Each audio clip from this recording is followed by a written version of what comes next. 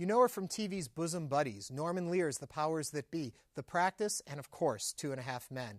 You might recognize her from her film work in Legally Blonde, Romancing the Stone, or The Day Reagan Was Shot. Or perhaps her current theater piece on the late governor of Texas, Ann Richards. Hello, I'm Ernie Manouse. Coming up on Interviews, our conversation with Emmy Award-winning actor Holland Taylor.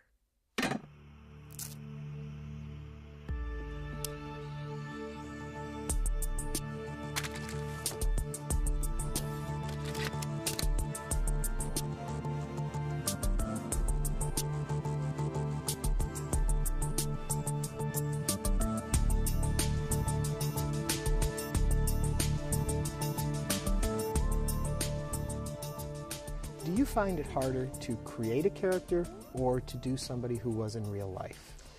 Let's see, I did Nancy Reagan in The Day Reagan Was Shot for CBS, which was a very good movie of the week about that amazing day when he took a bullet and was in the hospital and came very close to dying, which the public never knew. It was a wonderful script, but it was a slightly subversive script and poked fun at the hysteria that happened in government, and if you remember General Haig and I'm in charge here and all kinds of things. And however, between the making of it and the airing of it came 9/11. Right. And so suddenly the public was not interested in seeing something subversive. But about playing an historical character, when they offered me Nancy Reagan, I thought, I can't do that. Because I'm not particularly sympathetic to a lot of what we know about Nancy Reagan, and I don't really understand her point of view about this, that, and the other thing that I've read. And, so, but then the guy said, well, no, just read the script. It's been somewhat rewritten. So I read it and I realized, wait a minute, this is just about one day. And on that day, what Nancy Reagan was the best wife on the planet. Because whatever else you may say or feel about Nancy Reagan, she was and is. I mean, she was a great wife and loved that man, and it was a great love affair. And here her guy was in grave difficulty. She knew his responsibility to the nation, which is why she allowed pictures to be taken of him propped up in bed, trying to look like he was all right when he was dying. And I thought, okay, I can play that narrow part of her. And so I took that job. And but in that case, you see, in television, or if you're playing a supporting role, you don't have any time to do any research. you know, it's like you're shooting Thursday. So as far as voice is concerned, dialect, things like that, that's right out the window. The only people in movies and television stuff who have a chance to do that kind of work are the stars of the piece who have lead-in time and know they're going to be playing it. So now with Ann Richards, although I'm not a genius at dialect, I have been working quite hard on that Central Texas, that twang, that Waco sound, that unique sound that she had. I have been working on that. I've had time to do it, but I've had that time compromised by the fact that I wrote the play and I had to research it, and I had to travel a great deal to research it. So playing an historical character in the case of Ann Richards has actually been wonderful, because I've had absolute open sesame. I mean, all of her principal inner circle staff and friends, who are often one and the same, have just swung the doors wide for me. Why, I don't know. When you're doing something like that, I think that a challenge that would face you is it impersonation? Is it caricature? Is it your own creation? And where's the balance in all of that? But I have tried very hard to strike a balance. I haven't wanted to sanitize her. In fact, Jane Hickey, her sort of consigliere, said, now, we don't want you to sanitize her. I said, be sure, that is not going to happen. And yet I do feel not sentimental, because that's a cheaper kind of feeling. I have an enormous amount of feeling about Ann Richards, positive feeling about Ann Richards. I love her, I admire her, I miss her. But at the same time, but as is very typical with someone you know who might be ornery, it's their very orneriness that's part of why you love them. Well, she is just impossible, you know, and you say it with a smile. In fact, a number of staffers that I talked to, not her closest circle, who of course Ann didn't treat badly, but she could be pretty rough on particularly somebody did something wrong. I mean, they would hide. They would run and dash if they heard she was coming down the hall because they didn't want to get laid out. You know. And yet when they'd tell me the story, there'd be tears in their eyes as they were remembering how much they loved her. Yeah. You know, so that you have that combination. So I'm trying to portray her very accurately. But she was many different personalities depending on what she was coping with at the moment, as are you and me. Yeah. That's what we are. And so I can say I know a lot about her. In fact, millions of people knew her better than I, but Mary Beth Rogers, her chief of staff, said everybody knew their own Anne. And she said, you have a pretty good knowledge of a wide range of Anne. She said, probably better than anybody, because I know a little bit about everything, every aspect of her life. When you're doing a fictional character, in the case of 2.5 Men, and you've had the run you've had with that, do you start to create that kind of an understanding of that character too? It has kind of a life of its own. It's a funny thing. Well, in the case of 2.5 Men, it depends on what kind of show you're in. 2.5 Men is very much the creation of the writers. It's not an actor's show. The actors really are there to fulfill exactly what the writers have already imagined. They're very specific about what they want, including, dare I say it, line readings. They're waiting to hear you say what they heard when they were in the room writing it. They don't want you to bring a whole lot of your own stuff with it. And sometimes I've brought some stuff, a reaction or some little gag, not a line, but you know, and it's funny and they laugh at it, but they cut it because they didn't plan for it. And so it's a writer's show, and so then that's very different. Then you really are like a really high class puppet. I mean, but it's a job. It's a job that requires skill. But you're giving them what they want. Now, on something like Powers That Be that I did for Norman Lear, that character started to take off, and Norman just said, go, baby, go. Now, how similar was that character to Nancy Reagan? Very interesting, because people said, well, you're just playing Nancy Reagan, aren't you? And I said, no, I'm playing Marie Antoinette. Because Nancy Reagan knew that they didn't have cake. Yeah. Marie Antoinette didn't know that. It's like, let them eat cake. She was just blithe and blah, just living her own life and had her own world and so forth and so on, and didn't know what the reality of the world was. Nancy Reagan is very well aware of the reality of the world. Yeah. But she may still want them to eat cake. Take me all the way back. Yeah, the bug for all acting. The way back. Where did that come from? You know, it came from the same place the desire to play Ann Richards came from. It just popped in. I mean, I've asked my parents. We didn't get a television set, thank God, until I was probably about 12 or something. And then I would see it at a friend's, and I would see some show like, I think the Jackie Gleason show I saw at a friend's house. And so then the next morning at breakfast, I enacted everything I saw on the show, which was kind of a big event to have seen this show. And I remember my mother saying something like, gosh, she really did those things. That was good. And so I don't get the idea in my head. I just don't know beyond that how it happened. By the time I got into high school, I wanted to be in all the plays. And at some point, I started taking Theater magazine, which was then and still is a wonderful magazine. And it just took over. Do you have any idea what it was that appealed to you about creating these other people? I don't know that it was as sophisticated as creating other people at that point. In latter years, actually quite recently, in my 60s, I realized that I was essentially an only child because my sisters were significantly older and they were away at school. So by the time I was 5, they were away. My mother was very busy. My father was being a lawyer also. My mother was a painter. She was in the studio painting. And I was left to my own devices. Now, I love to read, and I love to wander around, and I was just alone a lot. And I really have truly thought that one of the reasons why I like being in plays is that somebody's watching me while I play. I really think that's part of it. I get to play and have fun and do something, but I'm being watched. Is that thrill still there today? To play and yeah. acting is it still a thrill. The same thing? Acting is a thrill. Yeah. Yes, acting is exciting for me. it's magic happens. It really is magic. I don't, it's such an elusive thing. Where do you put your finger on when it begins? You're you're not them, but you sort of are them in your imagination, and then you behave in a way that you don't really behave, but it feels natural, and it's a very messy kind of art, craft, whatever. It's messy. It's not like you make this table and there's the table, and so, I remember when I was at a play called Cocktail Hour, and Nancy Marchand was playing my mother, and we were sitting together on the couch, and we were both a little squiffed, and she says in the play, and she says something that sort of vaguely puts me off. So I sort of lurch up out of the couch and drift over to sit in another chair. And so here is the backstage area, and my world, my dressing room and Nancy's and our cars and our life.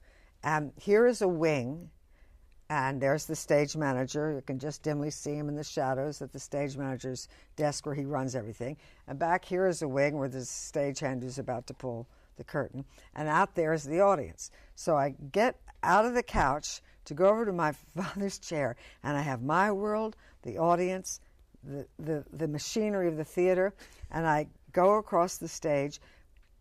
And every single night for 300, 400, 500 performances, every single night, at that moment as I'd be making that traverse, I would think, oh, I love acting. And I always had this little poof of feeling. It's just a wonderful world to be in, mysterious. When you're doing all of that, are you thinking about it? Does it get to a point, especially when you've done, as you say, 500 performances in a show? Well, you think about a lot of things. It becomes a natural reaction of you as the person on the stage, or are you constantly aware of back there and the guy there and the audience? Nothing is constant. You're in, out. You're in, out. You're like a flickering needle. You're fully engaged in the thing. Like if you're having an intense conversation, you're very fully engaged in the task of acting that scene. But then at a moment like that, you're human, and your mind can think about. I remember when I did Kindertransport, which is a very brutally difficult play about a woman who had been, as a child, a German child who was as a tot, 4-year-old, brought over to England with all those children, Kindertransport, gotten out of Nazi Germany and brought up in England. She was brought up as an Englishwoman, and she just, erased her past, and she was a very proper Englishwoman. And then she was, besieged with memories of, and newsreel, the modern reality of what Germany was, and it was a very, very painful play to do in, and I remember one part of it, they had grainy footage of the liberation of one of the camps, and you just see these open graves, and you see the bulldozers pushing these broken bodies, and I'd have to watch this thing, and it was a very rigorous play to be in, and I swear that there were occasions when I would think, I'm going to get a drink after the show tonight. So your mind is going to judge. If you are thinking only about the play that you're in, with your mind never touching on anything personal, and you're I would say mentally, questionably, not totally hinged. Right. Because it just doesn't make sense. But the beauty of it is, that's like thinking like a guy doing a painting can't put his brushes down and go out and do. There are breaks. And also, you aren't another person. You are in this mysterious game like children play, Now, if I go here, I'm the Indian, and if you're over there, that means you're the Cowboys. The Cowboys are there, the Indians are here. This is the wonderful thing about the theater, is what you say is what it is. And you want to keep the rules consistent. If the rules are consistent, then the audience perceives the rules, and they go, oh, okay, I got it. Okay, go ahead. They're into it. When you were in New York, you got hooked up with Stella Adler. I did. At a late time late for a student. It was the best thing that ever happened to me. Yeah. Yeah. When I was younger, when I first came to New York, I wanted to study with her. And I went to her school, and the registrar was very grand and acted like, I don't think that you're going to be any sort of candidate for Miss Adler. And just scared me off. And then 15, 18 years later, a character actor named Louis Turenne, a very educated guy, said, I've never met anybody who should be more Stella Adler student than you are. So I, by then, worked a great deal, and I became a student at that age. And as a result, I was already a seasoned professional. Mm-hmm. And she would say things, and I would go like, that's the greatest thing I ever heard in my life. And the kids, the 20-year-olds sitting around me were just like, because they didn't realize the significance of her instruction because they were not practiced. And I was practiced. So for me, it was just like pennies dropping one after another. And I actually quit a soap opera and didn't do other work because she was then 79, and I wanted to study as much as I could with her for the next year or two. And different from method acting, the other side of the coin. Well, these words are, used interchangeably.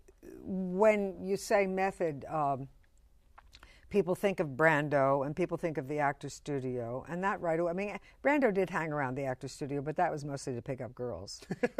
He was not a student of Strasberg. He was a student of Stella Adler's. Right. And the whole argument about the method, theoretically Stanislavski, this whole thing about sense memory and thinking about events of your life and stuff like that, Stanislavski actually abandoned all that. And Stella was upset by the version of method acting she was being taught, where you're thinking of yourself and where you're thinking about your sense memory and you're bringing it all into you. And she felt that certainly for the great texts that she was working on, the great classic texts, you can't, if you're playing the Queen, if you're playing Elizabeth I of England and you're thinking about your grandmother in Hoboken, you're insane. She wanted you to be within the imaginative circumstances of the piece that you were in, and she had justifications and actions that you would play, and a very, very great understanding of what human behavior is and how to find ways to call it out in yourself. The behavior, the doingness, what you do, how you act, not what you are feeling. She said, actors feeling emotion is the cheapest commodity on earth. She said, you all want to get up on stage, you're like monkeys. She said, being on stage is not for you to be comfortable and cozy and having your own little feelings. Yeah. So I responded to this teaching, and it is opposite, actually, of what is typically thought of as method, which is that you are working from a point of view of your own feelings and what you are feeling and creating feelings. And she would maintain that you can't create feelings. You are not a machine.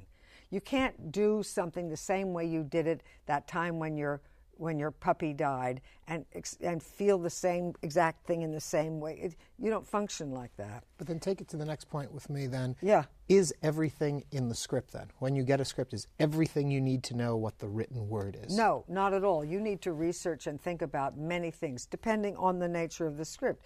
Any script that has any historical relevance, you have to research. You have to understand the mores and values of the time, what the things in the script meant in that world, in that society, what the values were, where your character was in that society, what was your station, what was appropriate behavior. You have to do a tremendous amount of thinking. And also, your character talks a great deal, usually, because humans do, about the past. You have to think about that past in a creative and vivid way, not just a practical way. Oh, he was born in Chicago in 1922. That's not enough. You have to evoke it in a more rich way so that you have stuff in you, which then the action of the play draws out of you in the performance. Okay. It comes up, it bubbles up. You must put it in. Leave it alone. Act, do, engage. I'm trying to communicate with you now. That's an action. I don't have to be thinking about my grandmother to do it, or anything. I don't have to be feeling anything to do it. In fact, the act of doing it is making me feel something. I'm not feeling something so that it'll make me do it. Okay. I'm doing something. We have all of this study, all of this talent, and then comes bosom buddies. Yes. And I think to some people be like, why would somebody who has all this training go do a sitcom? Well, if you ever saw the beanbag chair scene, you would understand exactly why, and I suggest you look it up on YouTube. It's on YouTube. Somebody just put that on there. I mean, that's something that I just came up with because it was wonderful. First of all, the principles that I just outlined to you apply absolutely to bosom buddies. absolutely to bosom buddies. It's just that the end result is simple crayon strokes as opposed to an oil painting. It's the only difference. Tom Hanks, one of the great actors who ever lived, and the only reason why people don't realize that he is among the great greats, and you watch, well, we won't be around to see it, but, several decades from now, he will be thought of as one of the great actors who ever lived on this planet. And the only reason why people don't necessarily grasp that degree right now is because he is so accessible. And he's more like every man. Mm-hmm. He is not every man. He is accessible to every man. Yeah. This man has such multitudes in him. He's so huge. And yet he's a regular guy. Did you recognize all that when you first met him? Did you know there was something special there? Oh, I knew it was something special. In fact, I remember calling up my mother, literally like the second day of work, saying, this kid. And she fell so in love with him that when she came out to visit, it was just classic. I mean, she's very tall and very elegant, and she sort of was tilting like she just couldn't believe, she just loved this boy so much. And and she said, well, I would like to, very elegant lady. I would like to have a picture, So he sent her this 8x10 picture that said, I love you madly. And it was on her wall till she died. Really? Yeah. He was clearly very special. And he had a great histrionic gift, which is to say, if you say, now you're out in the snow in a windstorm, I mean, he would right away, his body could do it, Yeah. And he was also dear, very, very dear person. Going and doing the work in Hollywood, Mm-hmm. the movies and the sitcoms, Mm-hmm. away from the theater, Mm-hmm. hard for you? Yeah, it was. And I think that it's, tragedy is too strong a word, but it is the great misfortune of the American actor that there's 3,000 miles between the two aspects of his industry. Yeah. Of course, the English are wonderful actors, and one reason why they're wonderful is that they do it much more than we do. And you only get good at something if you do it. And actually, Stella felt I should go to Hollywood because at the time when I was in New York, they wanted names to play even the supporting roles. The theater was changing. And the roles that I used to have in the theater, they're suddenly going to people who had done television shows. She said, go out there, see what happens. And so that was the end of theater, or theater as I knew it, because I couldn't do both. Well, kids in London are doing wonderful masterpiece theater things and being in plays at night and having it all, which is why they're so good. And Americans are deprived of that proximity. And it is a misfortune. And yes, I miss the theater very much. It's my natural habitat. I read somewhere after 2.5 Men, theater is where you're going to concentrate. It is. It is. I'm moving back to New York. I mean, I have a place in New York now, but I've come in on hiatuses and on breaks. And I see theater. I go to the theater every night when I'm in New York. I mean, I think the year before I started this research in earnest, I saw about 75 plays in 1 year, and that's being based in L.A. Wow. So, no, I have a very nice, modest, small but pretty house in L.A. And when 2.5 Men does wind down, I will flip and have my last apartment, I think, in New York. And I will sell that home in L.A. and I'll get some little sublet or something. You have to have a place in L.A. because you do work there occasionally. But yeah, I'm flipping back because I'm a little older now. I mean, it's a life that requires a lot of stamina, but I do like the life of the theater. I like the life. Yeah. You say you're a little older now. For a long time in your career, you were playing a little older. I know. Why do you think that was? Well, I think it was actually an impediment in my early theater career. I was very, very frustrated. I went for a long time getting this close to roles I'm talking a decade. Yeah. And it was because I was always up for things that I was chronologically too young for. And they would say that. I remember for a play, Hal Prince was directing, not a musical. I don't remember what play it was, but I read for it several times, and I was insane with excitement because Hal Prince is like the deal. And he personally told me, because he obviously felt some affection for me, he said, we can't give you this part because you're just too young for it. You're right for it. But when we see you with your husband, you will seem so young. And I think that I was just right for older parts, and now I'm definitely old enough for them. Last question before I go. Is it wrong for us to assume from the body of work we've seen of you, or the characters we associate with you, that you are like those characters? I'm very not like those characters. I'm very not like those characters. Why do they work so well on you?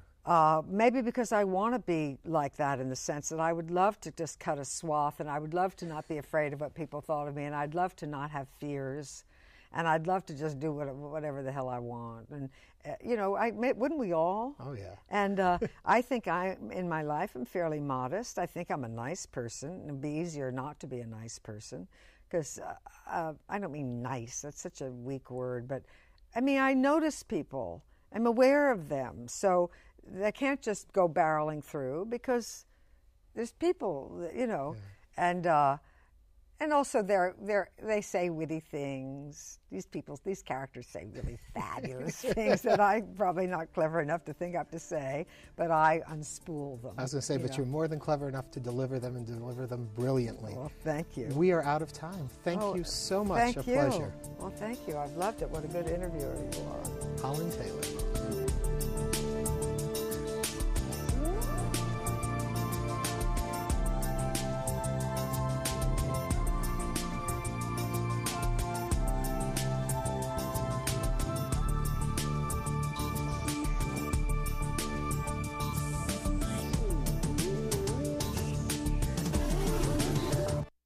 To order a DVD of this or any episode of Interviews, please visit HoustonPBS.org